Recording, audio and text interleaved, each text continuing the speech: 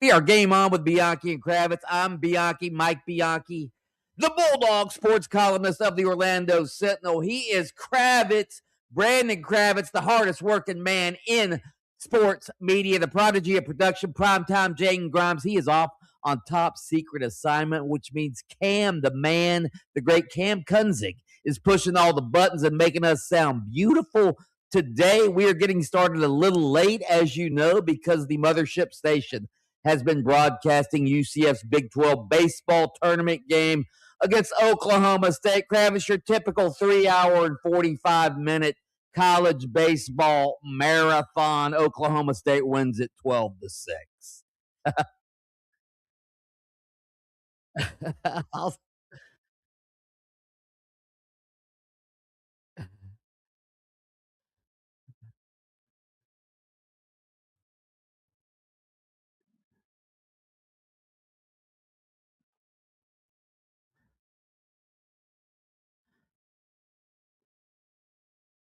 No, they're going to make the NCAA tournament.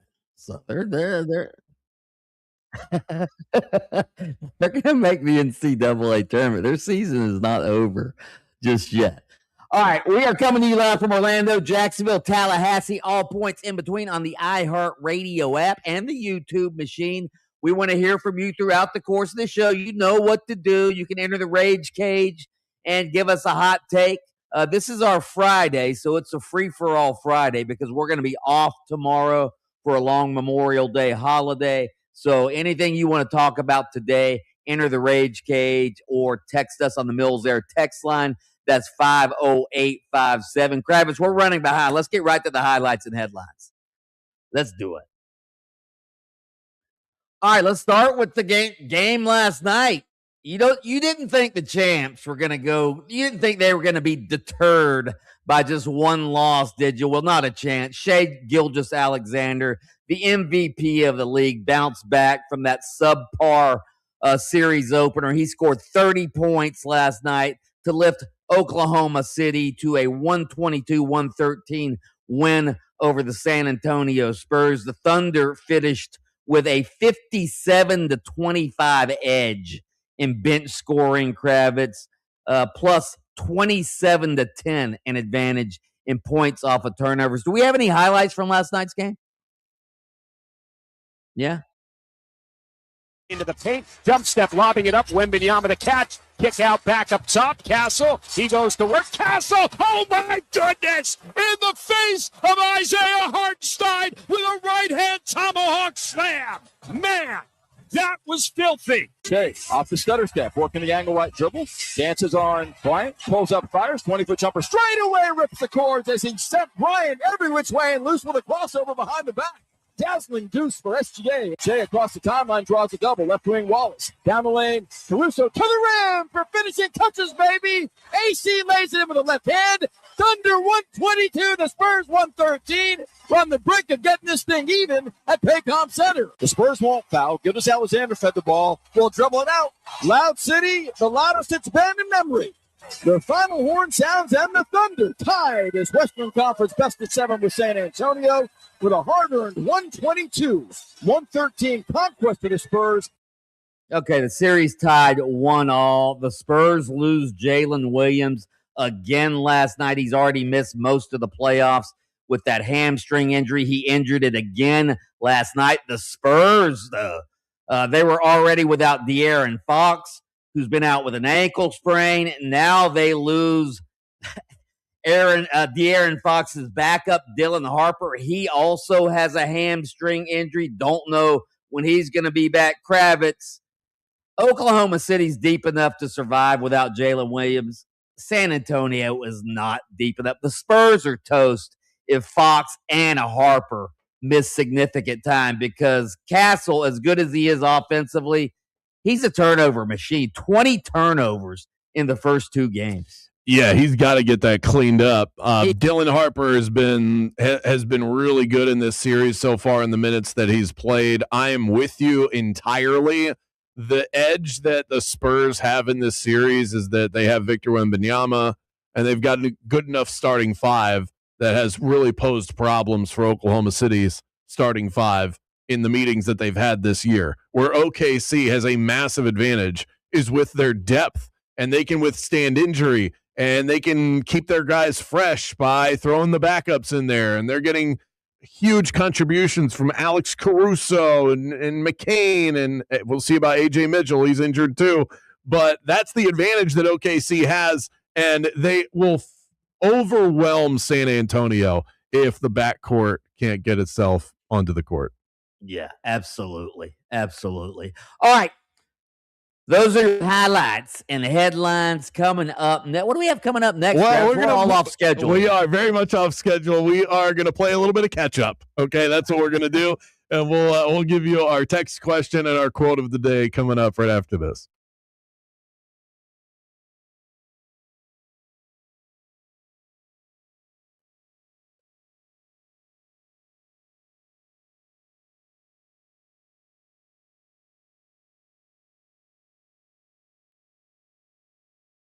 You know, everyone knows you need a good mechanic you can trust, someone who keeps your car running smoothly, doesn't try to sell you things you don't need. Well, in Florida, you also need an AC company you can trust. And for me, that is Ziegler Air Conditioning. You know that. Jason and his crew just celebrated 40 years of serving Central Florida, and their preventative maintenance program is the best around. They perform a 25-point system inspection. They clean the drain lines, replace the filters, lubricate the components, and make sure everything is running efficiently. And because their technicians are non-commissioned, you know you're getting honest advice. No pressure, no upselling, just great work. That's exactly what you want when it comes to something as important as your AC system. So give them a call, 407-245-8765, 407-245-8765. Ziegler Air Conditioning. Don't ever lose your cool.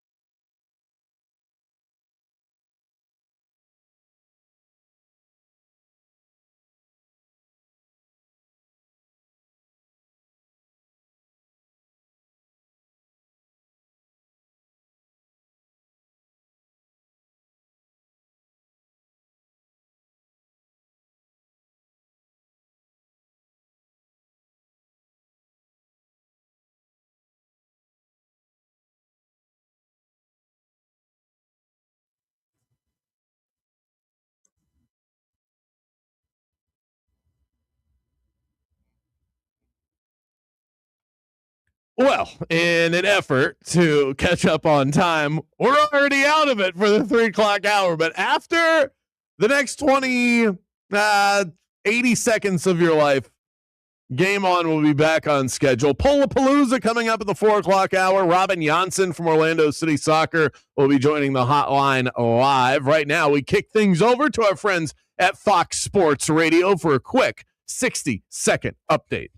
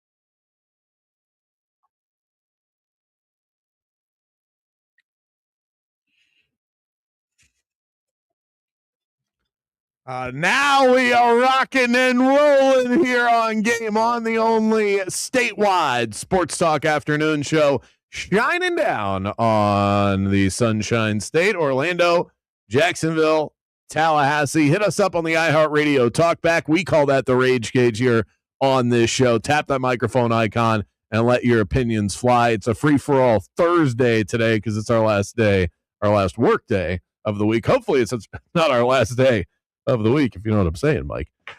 Text in 50857 as well and let your voice be heard that way. Cam the man on it with the effects. Oh, Cam remembers where that text sound effect was. Oh, yeah. And on the twit.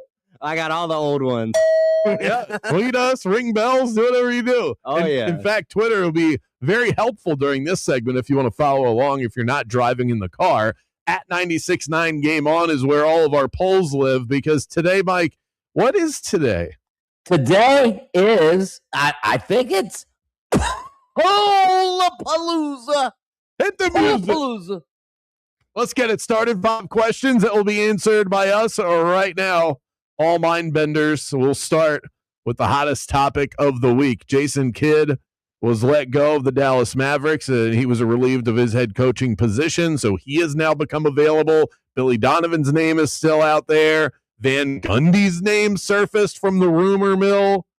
Poll question number 1, which of these high-profile candidates do you want most as the head coach of the Orlando Magic? And I hope this is the last time that I have to put up a Magic who do you want as the head coach poll, and hopefully they just hire someone and we can be over and done with it. Jason Kidd, Billy Donovan, Sean Sweeney, the hotshot defensive architect for the San Antonio Spurs, or Jeff Van Gundy. What are you laughing at? I think Victor Wembanyama is the architect of San Antonio's defense, not Coach Sweeney. Sweeney is the architect. Wemby is merely a construction worker. It's easy to be the architect when you got Wemby, okay? All right, guys, I've got a great idea. We're gonna put a 7'4" guy with a 10-foot wingspan in the paint and let him do damage. But I like me some Sweeney. I've been drinking the Sweeney juice. I like Billy Donovan still as my top choice, but I can be sold on 3 of 4 of these options. Jeff Van Gundy's the only one that I don't want. The only Sweeney I care about is Dabo Sweeney. Okay, I thought you were going to say Sidney. That's Sweeney. what I thought too. Cam was ready for that one. All right, you know me, Kravitz. I root for the story, and Billy Donovan is the best story. Billy Donovan coming back to the state of Florida. Billy Donovan coming back to the franchise that he almost became the head coach. Well, actually, he did become the head coach for a day and a half. 19 years ago. To me, that's the best story. Jeff Van Gundy would be the second best story. I'm going Billy Donovan, Jeff Van Gundy, and my third choice would be whoever Paolo wants. Yeah, actually, you know what? That's my first choice. The listeners agree with us. 38% of the vote on Billy Donovan, followed by Jeff Van Gundy. Boy, this poll results, they reek of, these are the guys I've heard of. These are the guys that have good stories. Jason Kidd at 19%, along with Sean Sweeney at 19%. My only holdup with Billy Donovan, and then we'll move on off of poll question number 1, is I still don't really know what he's good at. I'm not saying he's not good at stuff. I just haven't had anybody answer that question for me. What is Billy Donovan great at? Player relationships is what I get. Development, strategy. I get all these general terms when asked. We talked to Chandler Parsons about it. That's a good, and Chandler Parsons said, what did he say? Like culture building? Yeah, exactly. Like Sean Sweeney is a defensive guy. Jason Kidd is one of the best point guards in the history of the NBA. That's what he's bringing to the table as a coach. What does Billy Donovan do well? I'm gonna text my boy Chris Harry, who covered Billy Donovan forever. I'm gonna ask him. I'm gonna text him. What is Billy Donovan's calling card? Yeah, what's his defining quality as a coach? And I want something X and O. I want to hear about he's a leader of men. Poll question number 2, keeping in mind that Shai Gilgeous-Alexander has already won 2, who wins more MVPs throughout their career? Shai Gilgeous-Alexander or the man he's going up against in the Western Conference Finals, Victor Wembanyama? Well, Shai Gilgeous-Alexander has won 2. Victor Wembanyama will win every one now, though, from here on out. So it'll be about 12-2. By the time Wemby. So wait. So if I were to forget about Wemby for a second. If I were just to set Shai Gilgeous-Alexander's MVP over/under at 2.5, you would take the under? Because he's got 2. He would only need to win 1 more to hit the over. He might win. No, I would probably take the over on that. But my point being that Victor Wembanyama is going to win like a dozen before his career's over. I really wanted to make the case for SGA. I mean, he's already got a 2-0 lead. But no, Victor Wembanyama, 79% of the vote on Wemby. Poll question number 3. How much do you think NAACP... Let me start this over. I really wanted to say NCAA, and it threw me off. How much do you think the NAACP calling for black athletes to boycott Southern universities will hurt Florida, FSU, Miami, and UCF on the recruiting trail? I'm also realizing that I misspelled the word Florida. My God, this was a disaster of a poll by yours truly. Yeah, buzz me. A lot, a little, or not very much at all. How much will it affect recruiting? I think not very much at all. Okay. Yeah, this poll. What's the difference between a little and not very much at all? Like, aren't those the same? In fairness, I was rushing. I was clearly rushing when I put this up. Can we just strike this from the record? I'll go with either a little or not very much. If I just delete the poll and we pretend like poll question number 3 never happened. I don't think it's going to matter because I think it all has to do. We're all about money now. It doesn't matter. It's not about black or white. It's about green, and the color of money is what's going to prevail. And if Florida State, and UCF offer the most money, they're going to get the recruit no matter what the NAACP says. Yeah, this is not about gerrymandering. It's about Benjamin Franklin. Right. 85% of the vote say not very much at all, and we'll just pretend like that poll never existed on my behalf. Poll question number 4. What do you think about the whole tarps off movement across Major League Baseball? Super fun? Love it. Childish and kind of gross? Or I have no idea what you guys are talking about. Where do you vote? Well, the tarps off, that's where you take your shirts off. And where we talked about this yesterday. I'm sorry. I don't want to see pot-bellied, beer-gutted men with hairy backs take their shirts off. I just don't want to see it. To me, that's the opposite of eye candy. What did I call it yesterday? You have eye candy and you have eye, liver, and onions. This is like eye, liver, and onions. My issue with your analysis on this, and I agree with you, I think it's childish and kind of gross. Just keep your shirt on in public, please, is that you're only picking on the guys that are not in shape. My criticism is for all with their shirts off. I don't mind if you're like. I think the majority of people taking their shirts off are young and exercise. So you're saying like not some of the pictures I've seen. So Bianchi is saying like, okay, you can keep your shirt off, right? Put your shirt on. Exactly. Yes. If you have two tufts of hair where your shoulder blades are on your back, the long black back hair, no. If you can comb your back, keep your shirt on. Yes. Super fun, love it. 50% of the vote. I have no idea what you guys are talking about at 40% of the vote, and childish, kind of gross at 10%. So, Mike, you and I are in the minority, I guess. Poll question: our audience really wants to take their shirts off at sporting events, is what I'm gathering. Poll question number 5, in reference to the 2026 Florida Python Challenge. Which common Florida animal freaks you out the most? Also, just for reference here, for context, the Python Challenge. So the python is an invasive species of Florida. We've got too many of them. So the state allows people through proper regulations to hunt pythons. That's what's going on here. But you have to pay $25 and submit an application. Back to the question. Which common Florida animal freaks you out the most? Snakes, roaches, spiders, or sharks? Which one terrifies you to your core? I'm assuming you left alligators off because I should have put alligators on the list. No. That is probably the most popular. I'm telling you, this is my worst performance as the poll master ever. What am I doing? I thought you left alligators off because you thought that would just win it going away. I left it off because freaky though. I mean, Floridians aren't scared of alligators. Come on. What are you talking about? I'm not, but most of the people who didn't grow up here, which is most of the people in the state, are terrified. I should have replaced sharks. Should have been off there. But I'm looking roaches. Who's terrified of roaches? I think gross out is a better word to use. Like grossed out. I said freaks you out. Yeah. It was it's because of where you see the roach. They pop up in your kitchen. Like all of a sudden you're cleaning a dish, you're making a sandwich, and all of a sudden there's a roach on the counter. That's disgusting. Well, not when you have burned pest control. Yeah, damn right. Oh. Yeah, damn right. Mine is spiders going away. Spiders freak me out. Always have. Mine is sharks. I mean, yeah.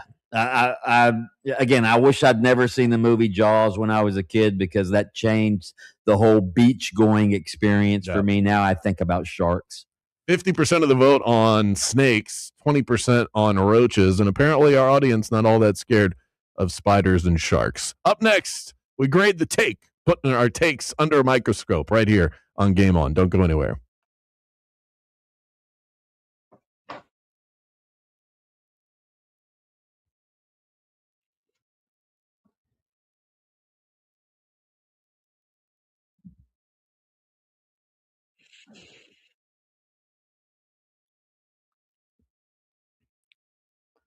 This is the Bulldog, Mike Bianchi. Florida summers do not take a day off, and neither should your home's protection. If your windows and doors are outdated, you're letting the heat and humidity run wild. Run up the score on your house. Renewal by Anderson's Acclaim Impact windows are built to shut that down. They keep your home cooler. They reduce energy costs, and they stand up to extreme weather conditions. Their Fibrex material is engineered for durability, so you won't be replacing them anytime soon. And when storms hit, their impact-resistant design helps keep your home safe, add in noise reduction and improve comfort, and you've got the total upgrade. Right now, Renewal by Anderson is offering a limited time choice. Either 20% off your project for 24 months or special financing with 0 payments and 0 interest. How good is that? Unbelievable. That's how you win at home improvement. So whether you're in Central Florida, the Gulf Coast, or in Jacksonville, visit bestwindowsflorida.com to schedule your free in-home consultation. License number CGC 1527613. Renewal by Anderson, where comfort meets quality.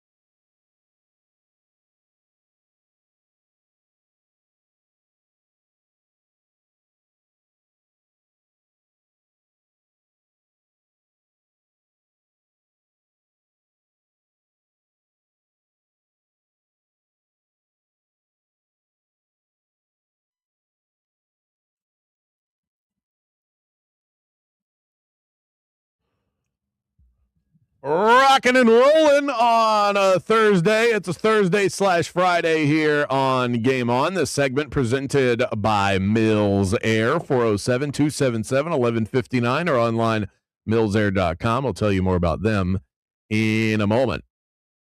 It is time for us to grade the take. We are grading on both quality and overall heat. Bianchi and I are going to go back and forth here. We will each play the role of take provider and take grader.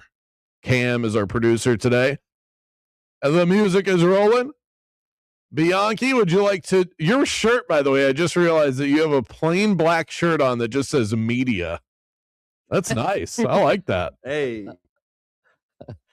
You should sell. You should recreate that and sell it. I think people would buy that. When I was on a media softball team against the Jacksonville Jaguars years ago. When I lived in Jacksonville, we were playing the Jaguars. I imagine you guys got slaughtered. Pete Prisco struck out in slow pitch softball. That's all you need to know. Boy, my athletic days are behind me, but I can promise that would not happen. That's pathetic. I think Pete Prisco is like the one guy in the media that you're taller than. So right. I could see where that would be an issue. Yeah. I'll start. Okay, go ahead. So we've been talking a lot, obviously, about the Tampa Bay Rays and moving to Orlando. If they don't get a stadium built in Tampa, hey, they're going to come to Orlando. It's the obvious choice, right? But I've been thinking about this. One of the main reasons Patrick Zalupski, the new owner of the Rays, is so excited about the site over in Tampa is because he's a developer by trade. He's a land developer. He's a home builder. And the site over in Tampa is a 100-acre site near downtown Tampa. And he wants to develop the land around. Not only does he want the stadium, he wants to develop the land around the stadium and make even more money with the land development, restaurants, and all the stuff that goes around stadiums. Apartments and all of that. If they don't get that site in Tampa, Orlando doesn't have 100 acres to build a stadium and develop land on. So here's my take. Even if the Rays don't get the site in Tampa, they're not coming to Orlando. Whoa. This is a big change from where you've been all along. They're not coming to, or I don't want to say they're not coming to Orlando, but I'll say this. There's a slim chance of them coming to Orlando because Zalupski's going to go looking for a site where he's going to get the land we're talking about on iDrive is like 27 acres, all right? That's enough room for a stadium and the parking around the stadium. You're not developing, apartments, restaurants, and all that. Plus, they already have that on iDrive. So I'm saying Patrick Zalupski ain't moving the team here because he won't get the sweet development deal he's looking for. Well, let's make some space for Zalupski. Okay? There's space. I can already feel the text rolling in. Lake Nona. Come on. Let's make some room. Here's the thing. You can have a baseball team here, build an apartment complex by the amphitheater in Tampa, and you can have your cake and eat it too. How about that? Yeah, but he doesn't have the land over in Tampa if he doesn't. Then you could charge an arm and a leg when you have a nice luxury apartment complex that's right next to a baseball stadium. You charge a mint for that. Right. Yeah, right. That's I don't agree, but that's what this is about. This was well researched, well thought out. It's a little bit waffly based on where you've been, so I will hold you to this in the future, but A+ as far as a take goes. So that was nice. Go ahead, hit it. He was hot. Yep. All right, mine is one that I've been percolating on for a little while. Been thinking about the value of us knowing what players make. I think it's one of the most impactful decisions that is never discussed, never given credit for, the overwhelming wave of sports popularity over the years. Think about it. In what other industry do we discuss what people make in their day-to-day jobs? Even high-profile celebrities, we rarely discuss or debate. Well, you might know what an actor makes in a big movie, but it's never like, well, you never should have paid that. It's so much of the nobody knows what Bianchi makes doing this show. Right. But you know what Jalen Suggs is making on the Magic. Why?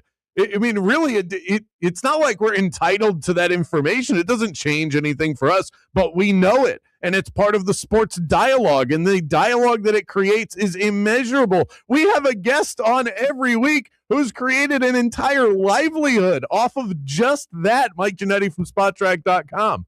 Think about all the hours spent on platforms like this discussing this simple topic. Is this guy worth X number of dollars? Well, he's good, but he's not $20 million good. Think of how dull our jobs would be if we didn't know what these guys made. Underrated quality of the popularity and dialogue of sports is something that has gone under the radar the whole way through. I've never thought about it like that. I've always thought, hey, knowing what people make sort of ruins, it raises expectations, it changes perceptions, all of that. But the way you presented it, yeah, it does create interest. It would in fact, it would probably help all industries. People probably should know what you and I make. I mean, if our radio station had a salary cap, they probably would know what we make, right? Actually, our station does have a salary cap. Definitely does have a salary cap. Yeah, and it's not very much. We're not hitting the salary cap floor at our station, okay? We're like the Tampa Bay Rays over here. All right. Hey, you can tell that A+. Thank you. You can tell that a 4-day weekend is in front of us. 2 A+s given out. I don't think that's ever happened in Grade the Take history. Up next, one of the stars, the biggest stars of Orlando City soccer, fan favorite Robin Janssen joins the show next.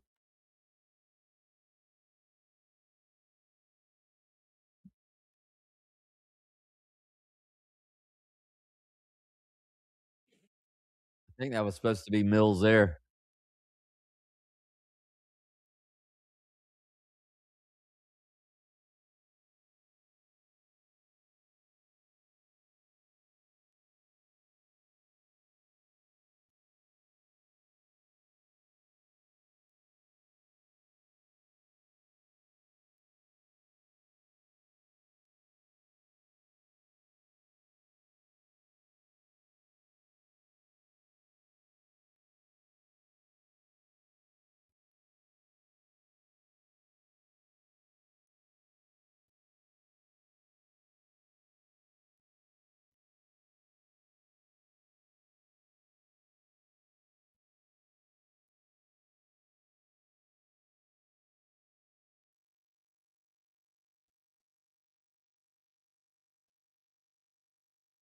Cam the man.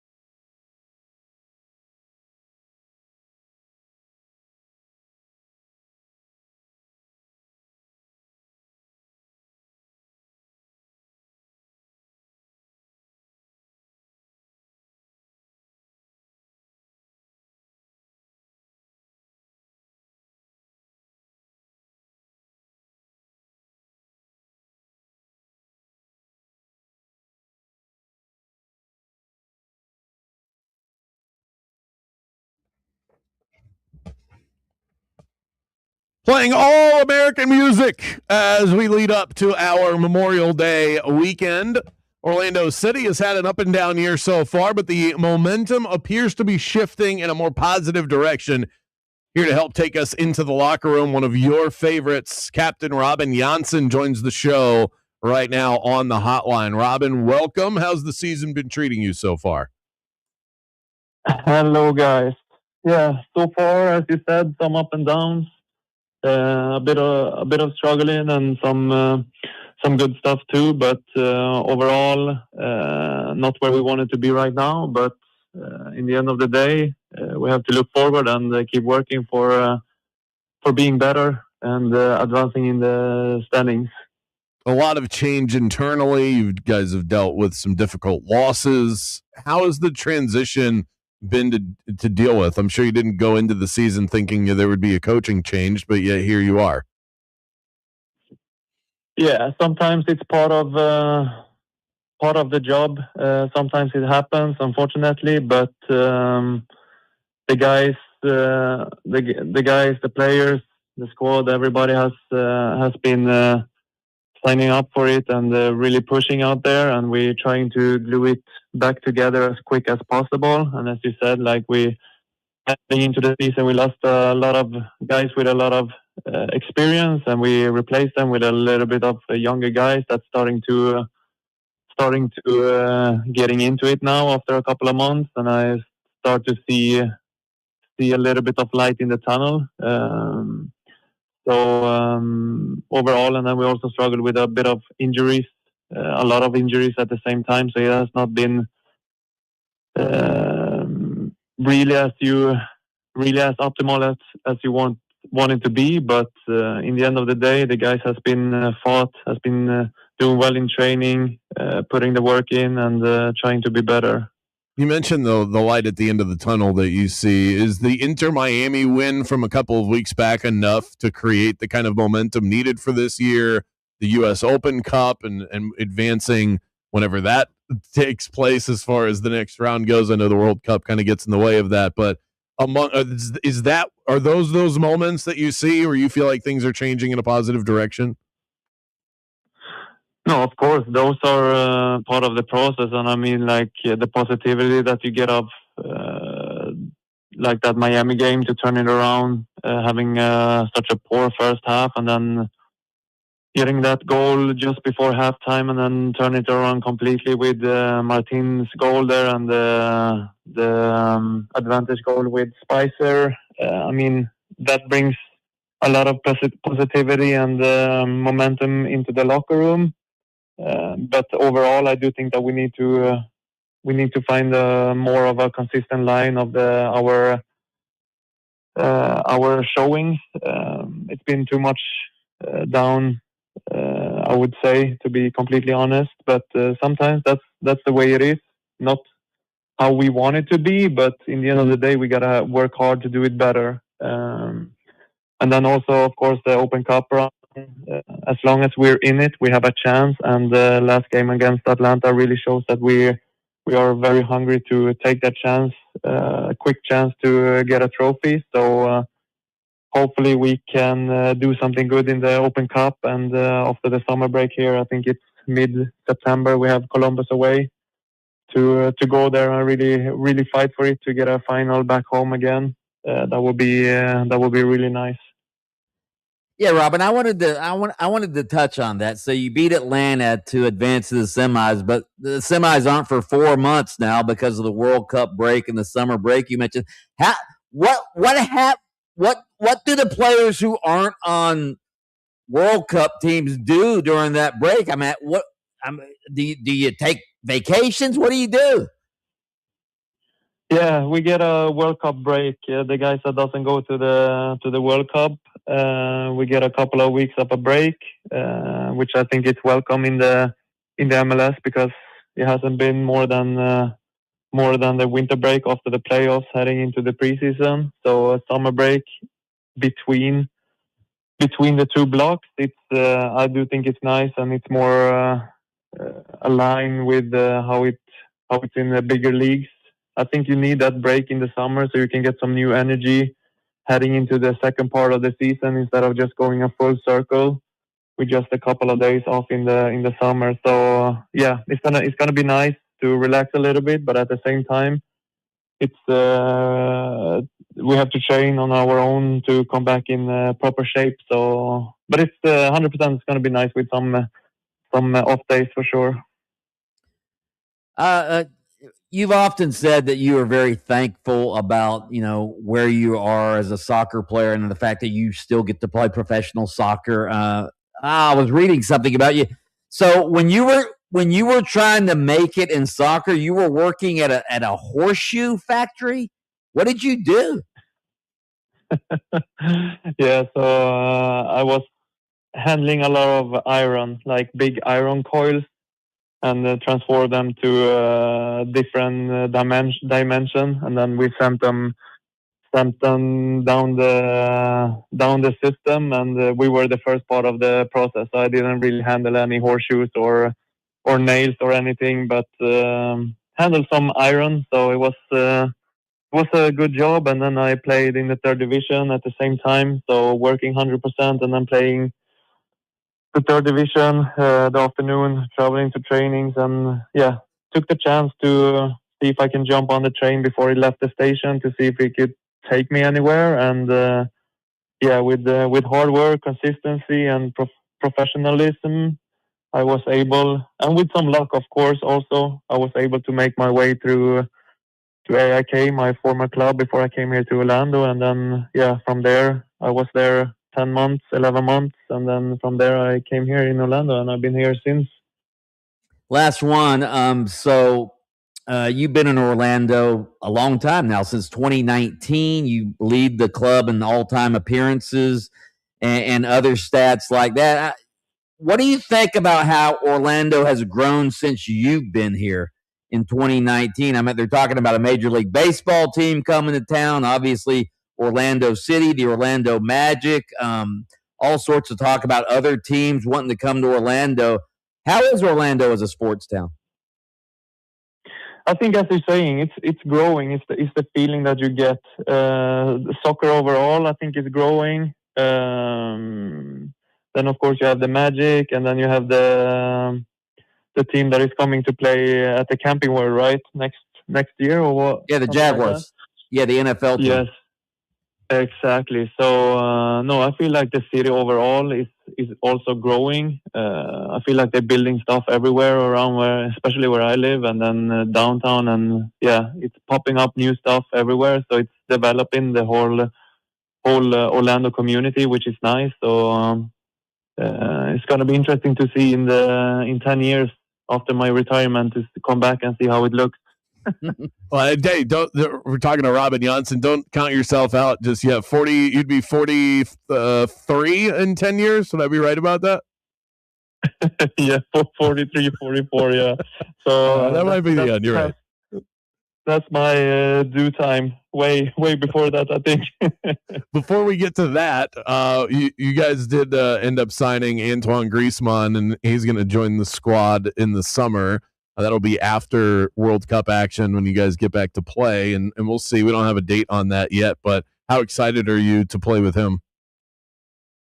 No, of course, it's gonna be fun to have a player here like Antoine in that caliber, to bring that to our team, for the city, for the fans. To have a player like that in the team would be something that not only me only I am looking forward to. So it's going to be super interesting.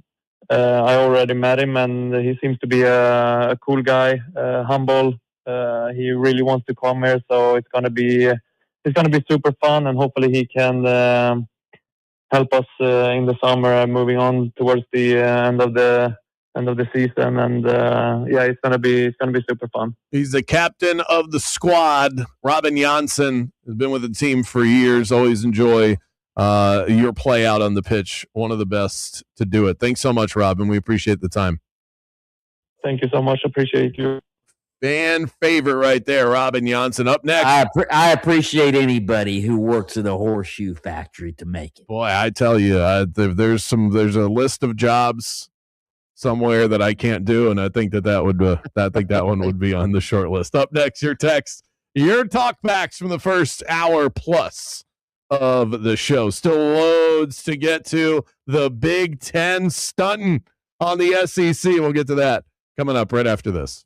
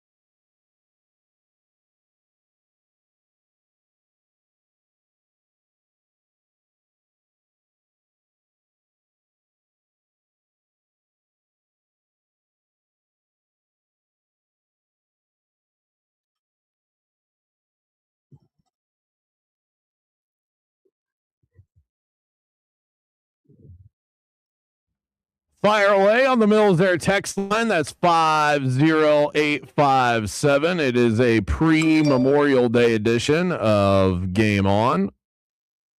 Thank you to Robin Janssen for joining the show moments ago. Spring has sprung. The bugs are out. Zap them with Burn Pest Control. Burn Pest Control, family owned and operated with over 30 years of experience in the termite and pest control industry. Contact Joe directly, 321-297-7985. We have not hit up the text line yet, Mike, on a free-for-all Thursday. So what do you say we do that? Let's do it. 50857. This from the 352. Taking your shirt off is fun. Sports are fun. Tarps off. Ah. We're getting pushback, Mike, for being old and grumpy about this. I have no problem with some people taking their shirts off. Mike is making it very clear that some of you are allowed to take your shirts off and some of you are not. So if you're working out those pecs, okay, if you're putting the work in, then you can show the goods. Maybe or if you wax your back, you can take your shirt off as well. I am fortunate enough to have genetics that do not allow patches of hair to grow. I do have back hair. I just don't have the clumps. I have like almost well, anyway, you don't ASMR. It's like weeds growing back there, Mike. Oh, I think as I'm getting older, and some of them are turning gray. That's how I know I'm getting old. Yeah. I'm not going to tell this. Oh, okay, let's not do that. I have back hair, so I had a girlfriend once. I thought you weren't going to tell the story. No, here you go. I'll tell it. I had a girlfriend once who used to call me her little gorilla. Whoa. I thought you were going to say Chewbacca.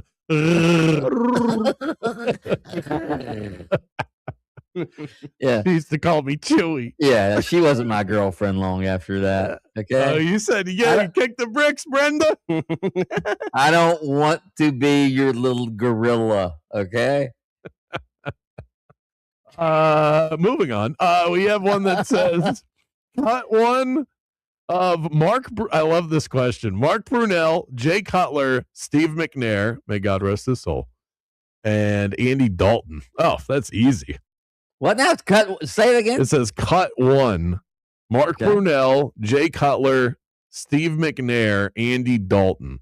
I'm cutting Andy Dalton. It would be either him or Jay Cutler. Yeah, it'd probably be Andy Dalton. Yeah. Or Jay Cutler. Andy Dalton had his moments. And Jay Cutler, he was one of those quarterbacks. There's always one or two in the NFL at any given time that you get roped in and fall in love with great arm strength. Yes. Yeah. With the stuff you can't teach. Right. But all the stuff you can teach, he was terrible at it. Yeah. That was the problem. There was a guy way back when, way before your time. His name was Jeff George. Oh, I remember Jeff George. That was the beginning of my football watching. Yeah, Jeff George was like one of those incredible arm, But yeah. I used to have a little Jeff George action figure when I was growing up. And that's all I knew about him was he had this cannon of an arm. Right. We got another one that said, what do you guys think about the Double Dragon head coach of the Van Gundys? By the way, I used to be a huge Double Dragon fan, so shout out to that cartoon. Let's make history and have the first double head coach. Stan handles the I love it. I love it. Oh, Mike, talk about a story for the Sentinel. My God. How good would that be? Co-head coaches, the Van Gundy boys? Yeah. That would be a lot of fun. Yeah. Love it. Now, would they have fun with it is the problem. Now, for anybody out there that has siblings, could you imagine being the head coach of a basketball team with them? They've been on the same staff together before. I think they were on Pat Riley's staff. Were they on Pat Riley's staff together with the Knicks? Maybe I don't remember. Yeah, but I'm answering the question directly as it is being posed, which is that your co-head coaches. It's not Jeff's part of the staff. It's you end of the game, go to the podium. It's Stan and Jeff sitting next to each other like they're Siamese twins. No, one game you'd have Jeff, one game you'd have Stan. You wouldn't put them both. Oh, okay. Yeah. All right. I can get behind that. Still to come, bet it or forget it, a rousing edition to close out the work week, plus our top story of the day. We haven't even hit this yet. The Big Ten stomping all over the SEC as they try and ruin one of my favorite sports, college football, and expand the stupid playoff. By the way, for following along on YouTube, I'm going to keep the feed going today. For those, I usually cut it off at 5. 96.9 The Game is how you can find us on YouTube. We're back with more Game On in 60 seconds.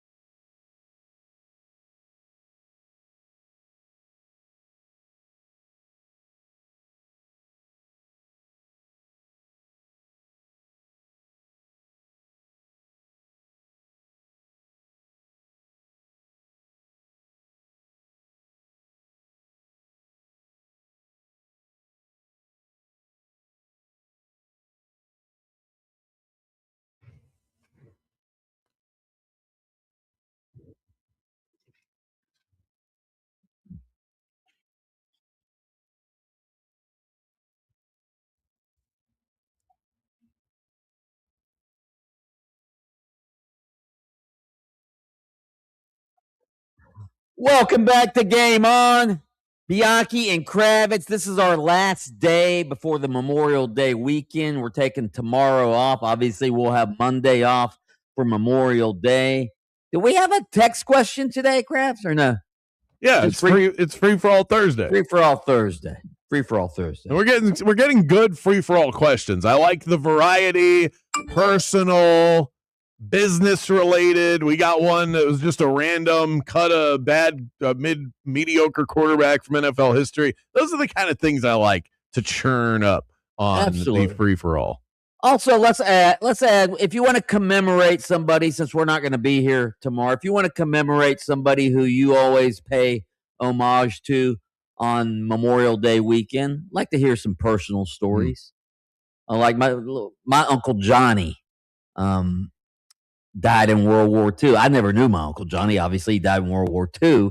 But I remember every Memorial Day, my mom would bring out the picture of Uncle Johnny, and he was in his fatigue standing by a Jeep in Italy, where he was fighting in World War II. And that's the only image I have of my Uncle Johnny was him in his battle fatigues standing by a Jeep. He was, young, good-looking guy back, obviously in his 20s back then, and never knew Uncle Johnny. So I always think about Uncle Johnny on Memorial Day. But rather than sharing a personal story, I'll give you I know we never got around to the daily coach quote today because our show started about 45 minutes late due to UCF baseball. But this was one that hit hard. It's about the ultimate sacrifice. And that's what Memorial Day is all about. When you go home, tell them of us and say, for your tomorrow, we gave our today. Yeah. Wow. So thank you to all of those out there who are still with us. And thank you immensely for those who made the ultimate sacrifice and are no longer, but have fought for our freedoms that I never take for granted. I think whoever you want to thank every single day that I was born in this country and not so many others that are war-torn and oppressed, and God bless America. Absolutely. All right.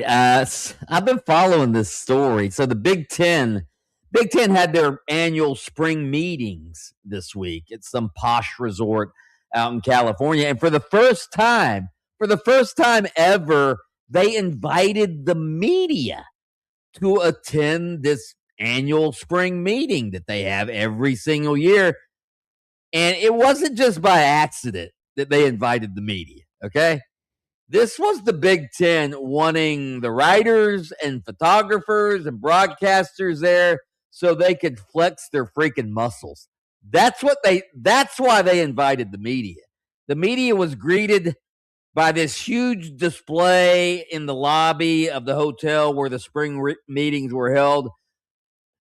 Big display of 3 championship trophies, Kravitz. The football championship trophy that Indiana won, the basketball championship trophy that Michigan won, the women's basketball championship trophy that UCLA won, and it was a big to-do. Look at us. Look at the Big Ten. The Big Ten was essentially puffing out its chest in saying, hey, SEC, who's the king now? There's a new sheriff in town. There's a new sheriff of college athletics, and the name is the Big Ten. That's why they invited the media. The Big Ten's done being the little brother of the SEC. So, and then Tony Petitti, the Big Ten commissioner, he never talks to the media.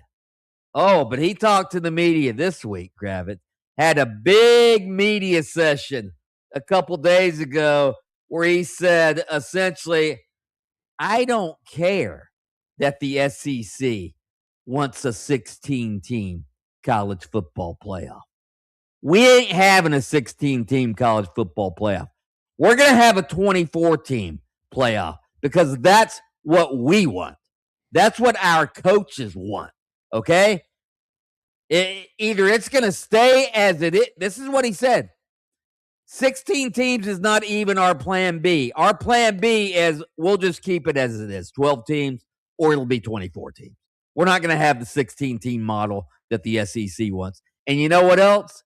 Instead of the ACC and the Big 12 kowtowing to the SEC and siding with the SEC, you know who they're siding with? The Big Ten. Because the Big Ten is the new sheriff in college football. And I'm an SEC guy, but I'm fascinated that the Big Ten is just saying, look at us. We are the biggest conference. We have the most teams. We have the most money. We have the championships now, and there ain't nothing the SEC can do about it, Kravitz. Wow, that was a promo. It sounds to me like you're like the ACC and the Big 12, just hopping on over. It's like when I grew up an SEC fan. Don't get me wrong. SEC, it just means more. Well, it might just mean more, but in the Big Ten, they're making more. Right. It's in the it's the SEC. It means more. In the Big Ten, it's we make more. Right. I think that's the way to look at it. No longer are they the Big Ten. They're the we're better than U18 is the way that they're going to rebrand themselves. Yeah, this to me feels like when there's like in the comic book movies when there's 2 villains and one villain has been the lead villain for a while and he's got all the cronies that stand behind him and go, yeah, boss, let's go get him, boss. and then the new big boss comes around and he goes, I'm the new bad guy. And they go, yeah, I'm gonna go follow that guy, boss. Let's go. What do you need me to do? That's what this sounds like. That's the ACC. You know what? Because you know what they're fighting over? Who can ruin college football the fastest? Oh, God. I hate this so much. Why? We're fighting over how much to expand in a playoff that doesn't need to be expanded anymore. 24 teams? So we're going to let in the entire top 25, essentially. One team gets left out. That's it. Top 25. Everybody's in. That's good. Yeah, that's what I want to see. I want to see Houston versus Iowa in the first round. I don't want to see that. I wanted to see Vanderbilt in the playoff last year. Sorry. Is that so bad that I wanted to see Vanderbilt and Pavia in the playoff last year? You know what? If they'd have been in, maybe they would have done some damage. You don't know. Yeah. 24 more playoffs is more fun, more meaningful games. It doesn't make the college football season less meaningful. It makes it more meaningful. That's what Tony Petitti says, and I agree with him. It's more meaningful. More teams at the end of the season playing to get into the playoffs. Who cares if you lose a couple of games and still get in? So what? That was the sport. They've changed the sport. It's still completely different. It's still not like the NFL and you can have a losing record and get into the playoffs. You're still going to have a damn good season.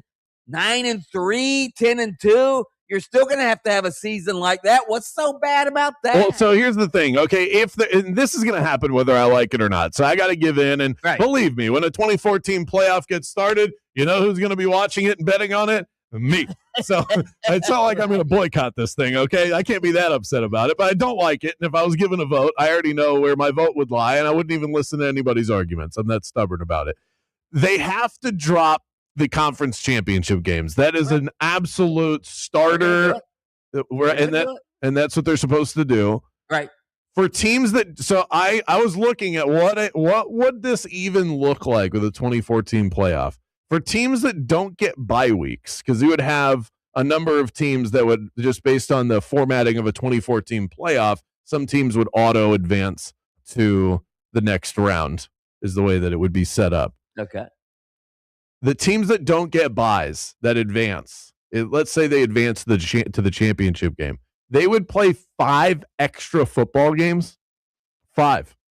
We think that we're just going to jump to playing 5 extra games. That's insanity. Why?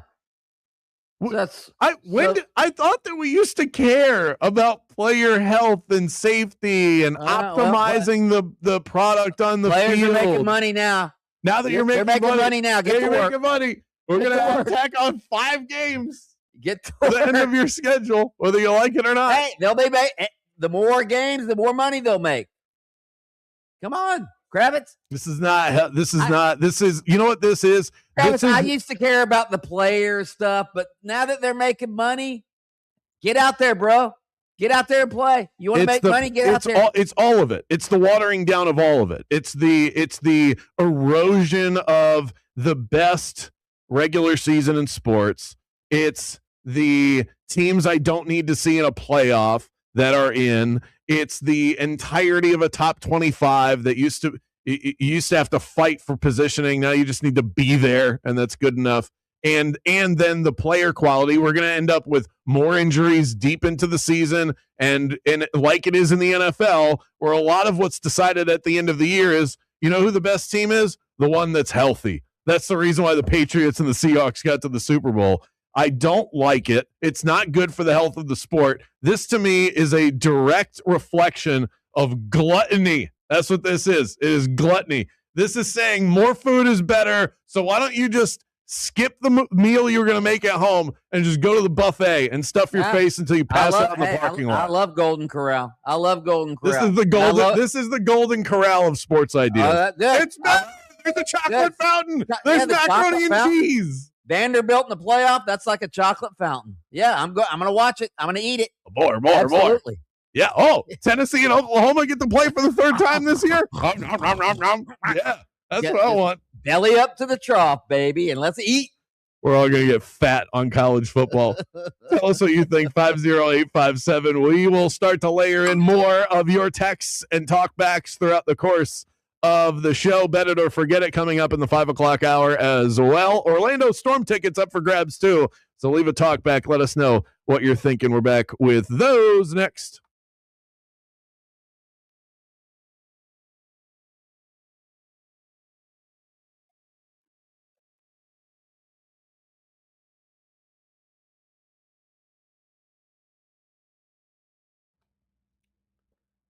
Well, just opened up the Hard Rock Bet app, and I forgot it was Thursday. Guaranteed rewards drop every Thursday. We are going to reveal mine right now live on the air because I forgot to click this button earlier. 30% profit boost on tonight's NBA game. A no-sweat bet up to $10 and 4x online Unity points. These are the kind of gifts that Hard Rock is handing out every single week. Game 2 of Cavs-Knicks tonight. 2 bets for me on the slate. I like the Cavs plus the points and Karl Anthony Towns over 4.5 assists.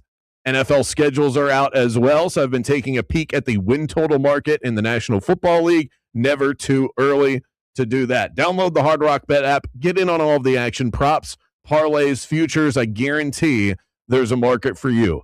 If you've got friends, refer them to Hard Rock Bet, and you'll score a bonus bet up to $50. You and your buddy. That's up to $50 for you and $50 for them. Bet together, win together, and get the party started over on Hard Rock Bet. Payable and bonus bets, not a cash offer. Offered by the Seminole Tribe of Florida. Must be 21 plus and physically present in Florida to wager. Terms and conditions apply. Concerned about your gambling? Call or text 1-833-PLAY-WISE.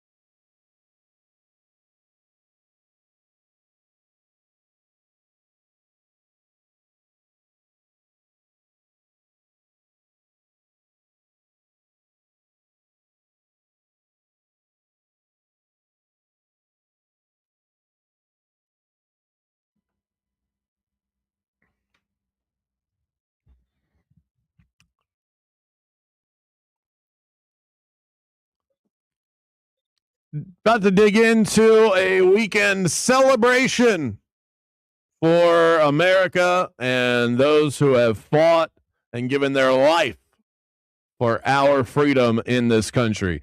Friendly reminder to those out there that feel the need to post something on social media on Memorial Day or over Memorial Day weekend.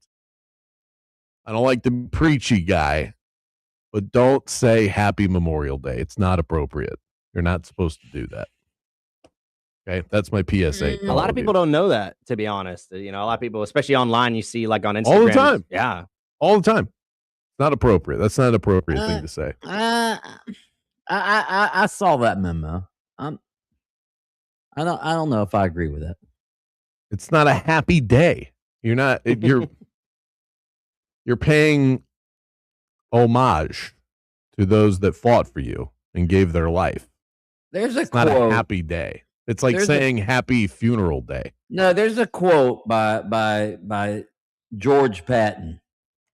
Ever heard of him? I have, yes. One of the greatest American generals of all time. And I can't find the quote, but it was a quote essentially saying, don't be sad or don't mourn those who died on Memorial Day. Be happy that they were alive to fight for your freedom. Or something to that effect. Okay, if you want to put the word happy into your Memorial Day post with that context, have at it. I'm okay with that. But that's what George Patton said was, yes, he was saying, obviously you should mourn those but also be happy that they were alive to fight for what we have. I'm talking about the people that are sitting by their barbecue grill. They have a Corona in their hand and a hot dog, and they say Happy Memorial Day. No, I get that. Yes, okay. Go enjoy yourself, but just relax on the happy stuff. Before we get to it, we have a couple of talkbacks we're going to get to and a bunch of texts that I want to read. Prior to last night, no player had more than 17 turnovers in a 2-game postseason span. Steph Castle became that guy.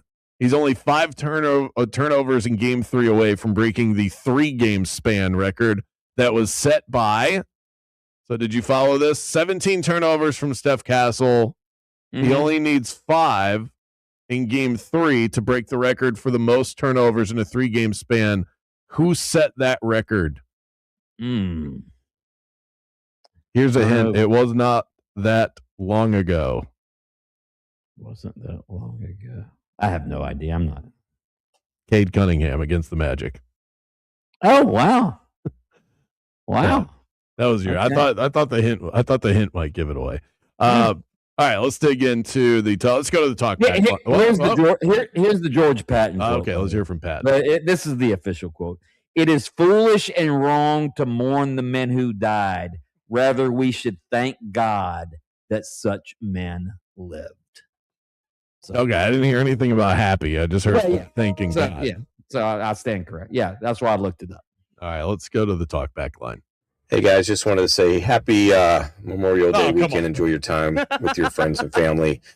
Did just want to say, not really down with the whole Billy Donovan narrative. It seemed like he sort of bolted out on OKC, never really did anything there in Chicago. I get it, the talent's not there, but, I just think we should go with the San Antonio kid. Give him a chance, let him roll. Seems like a good dude. Let's do this. That was not planned, by the way. That was not planned. That was timing. Go with the San Antonio kid? Is Sweeney a kid? How old is he? He is young. I think he's probably in his, my guess would be in his upper 30s. He looks pretty young. He's 41. Okay. But he's young 41. Yeah, let's go with the kid 40. Yeah, he's kind of got like basketball Sean McVay vibes. I like him. And Billy Donovan walking out on the Thunder. Yeah, that was about 1-800 bad move right there. What if Billy Donovan took the job and walked out on the Magic after a day again? You'd have to write that into the contract, right? Once you sign this, right, you have to keep the job for at least 3 days. All right, let's go back to the talkback line. It's Free for All Thursday. I have a question for you guys. A couple of weeks ago, I sent a message in about pay to win versus play to win. And I think Jane Grimes said that you guys wouldn't know what that means. So I have to ask you guys, do you know what pay to win versus play to win is? What? Boomers. Pay to win? Yeah. That's when you Cam is the youngest person in the room right now. Cam, do you have any idea what he's talking about? Well, not really, to be honest. Okay, well, Unless you're talking about video games, that's my guess. I have no idea. Pay to win means, you pay a bunch of money to get a good roster and you win. Pay to win. Yeah. It used to be you play to win the game. Now in college football, it's you pay to win the game. Right. Yeah. That's what I think it means. That's what I think it means too. Yeah. Let's go back to the talkback line. SGA gets a lot of hate. I know it. He had a better game the second game, but he also only shot 6 free throws. He was flopping on almost every shot, hitting the deck. What does he got to do? Should he just do a bunch of burpees before the game starts? I bet he'll shoot way better because that's basically what he did all game. This was just the ramblings of a madman. But to his point, SGA free throw attempts 9 in game 1, 6 in game 2. That's unheard of for SGA. He's not getting to the line. Well, it's the playoffs. As the playoffs progress, the refs let you. I mean, you saw what Hartenstein was doing with Wemby last night. Just holding his arm. It was like they were walking into prom together. What's that? It's the playoffs. The further you get in the playoffs, the more physical they allow you to play. I like it. I mean, I like it too. I don't want to see SGA's parade to the free throw line. That's not entertaining at all. Wemby couldn't handle the big palooka Hartenstein, could he? The big palooka was on him last night. It's crazy. I thought Hartenstein only played like 12 minutes in game 1. I thought, okay, well, they've decided that he's not going to be part of this series because all he really has is that little, he's got that little like hook shot, push shot that he does. Well, if Wemby's around, that thing's going to get swatted into the 5th row. But no, they put him back out there. He played 27 minutes, and I thought he was awesome. Did you happen to see after the game? I should have asked Cam to pull the clip. SGA was asked by, I think her name is Zora Stevenson, the sideline reporter, was asked about the impact that Isaiah Hartenstein made in the game. And SGA said, I didn't think he was that good. Did you see that? Did you happen to pay attention to that? I was watching it live as it happened. I actually stayed up for this one last night. And she goes, you can see her eyes kind of bug out. Like, I need to follow up on this. And she said, what do you mean? And it was really awkward. He was asked about it again in the traditional post-game media. And he goes, I just didn't understand what she was asking. But it wouldn't make any sense if he was ripping his teammate who had a great game. But that is what he said after the game. SGA is not that type of no. Especially, he's not going to rip the big palooka anyways. I love this. Is this a nickname that I don't know about, or did you just make this up? No, that's what people are called, big palookas. Oh, go look it up. That's great. Go look up the big palooka. Okay, you big palooka. It's like a jabroni. You big palooka. Well, I've heard it before. I just didn't know people called Isaiah Hartenstein that. No, I call him. Okay, real quick. We've got 2 other ones. We've got an agree with Bianchi and an agree with BK. So let's read those on the 2014 playoff in college football and the debate that we had there. Hell yeah, Bianchi, preach. 24 is the way to go. More teams spending on rosters will now get rewarded with a college football playoff berth. It's the only way to keep the sport above water. Absolutely. You're spending all this money on rosters. They should expand it so more people get into the playoff. Yeah. I agree with BK. Stay at 12 teams. The 24th team doesn't belong. It's a money grab. Put all the West Coast teams back out west, too. Yeah. Agree with that. Grab. It's a money grab. It's money. Oh, it's a money grab. Everything's a money grab. This radio show's a money grab. Kravitz is going to read an endorsement after this segment. That's a money grab. So it is. Well, on that note, We've got bills to pay. We'll be right back. I'm going to tell you about an air conditioning unit.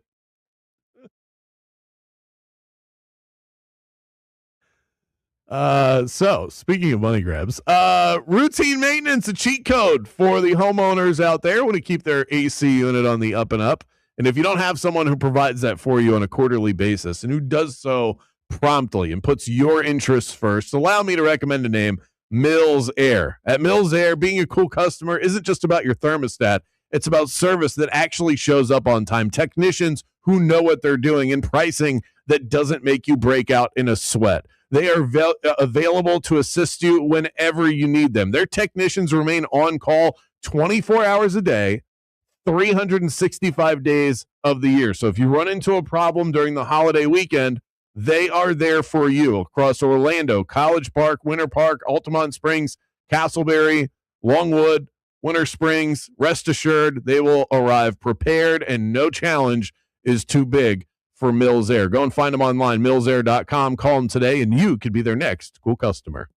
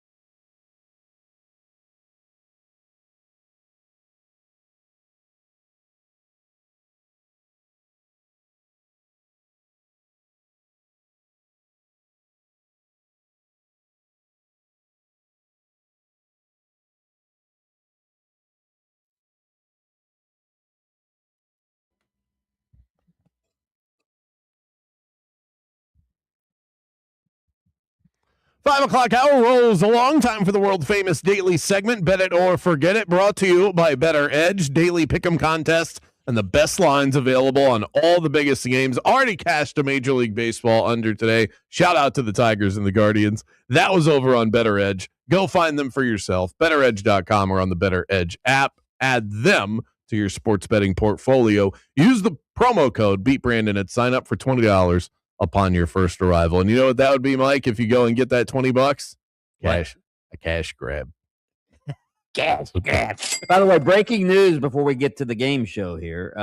The Tampa Bay Rays and the Tampa City Council approved by a tense 4-3 vote, according to the Tampa Bay Times. They approved the non-binding stadium agreement. So it was a 4-3 vote.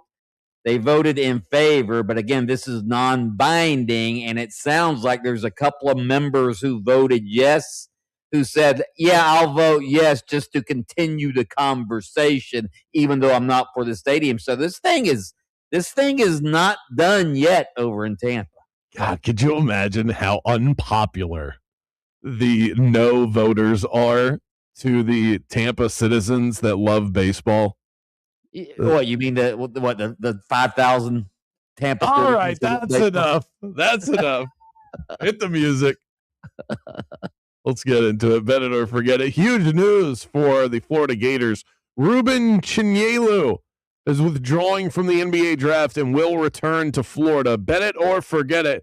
With much of the front line returning, the Gators will once again be the class of the SEC in men's basketball. Oh, bet it. They're probably going to be the class of the entire country. I mean, Thomas Houck, Chinyelu, Condon's coming back. The only one that's not coming back is the 7'9" guy who never played. Okay, Ollie Reu. Yeah, Ollie Reu's not coming back. But yeah, the Gators are probably going to be preseason number 1 in the country. Speaking of basketball, Caitlin Clark made some waves last night, or at least her team did. Last night, she was expected to suit up, and 90 minutes before the game, she was announced as out, which is a direct violation of injury reports in the WNBA. Bet it or forget it, the Indiana Fever are fumbling the Caitlin Clark bag, and she'll be demanding a trade by the end of the year. It wasn't them. It was her. She's the one who said, hey, my back hurts. I can't play.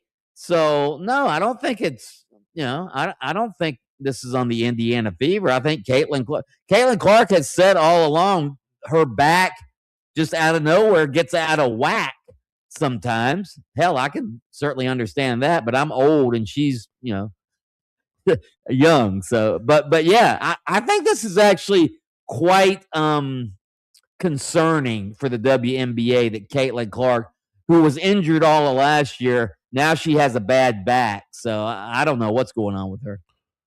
Well, it seems like there's a difference of opinion out there. I know that's shocking on the internet, but I've been seeing reports that the plan was to load manage her all season.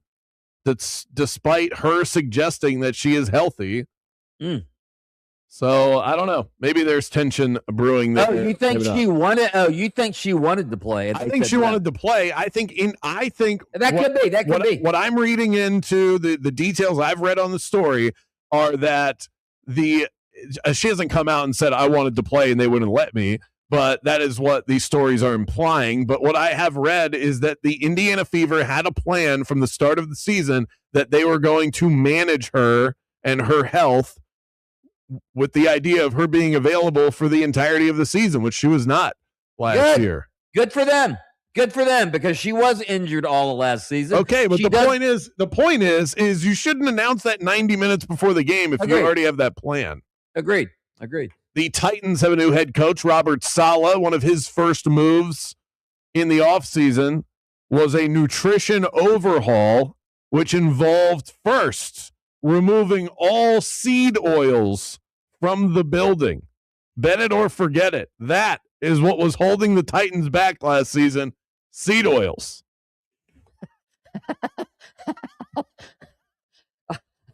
What is Forget about it. I don't even forget it. I don't even know what seed oils are. Like, what's a seed oil? Like olive oil? Is that a seed oil? It's olives have pits. Like peanut oil. Like a seed. Yeah. It's canola, corn, soybean, sunflower. Olive oil? No. Olive oil. I think olive is no. I don't No, think you came in hot with that, but no. Yeah, I don't. Yeah. Olive has a pit. That's the seed. Oh, that's a good one. Last I checked, there's a seed in an olive. It's called a pit. So everything I've read. Yeah, common type of seed oil. It's really more canola and corn oil, I think, are the more popular oils that have a lot of fatty acids. Olive is a fruit. Yeah, the olive oil is fine. What about avocado oil? Avocado oil is fine. Those are the oils that Robert Saleh is after. Oh, okay.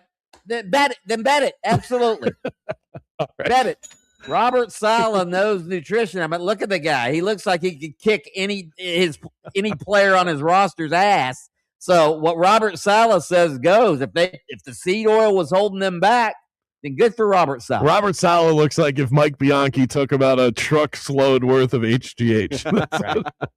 All right, let's end with this one. Ed Orgeron is back at LSU. Ed will be joining Lane Kiffin's staff. Cookie. He joined because he wants cookies. Yeah. What starts with the letter C? Cookie starts with the letter C. He's going to be a defense and recruiting analyst.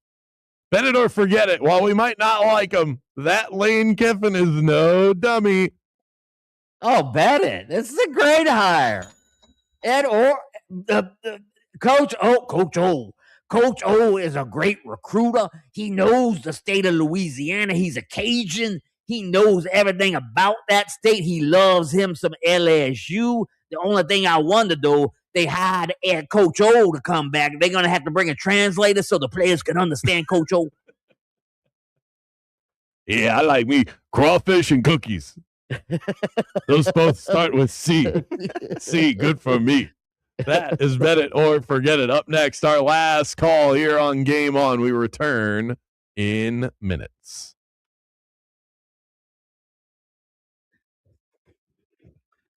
We always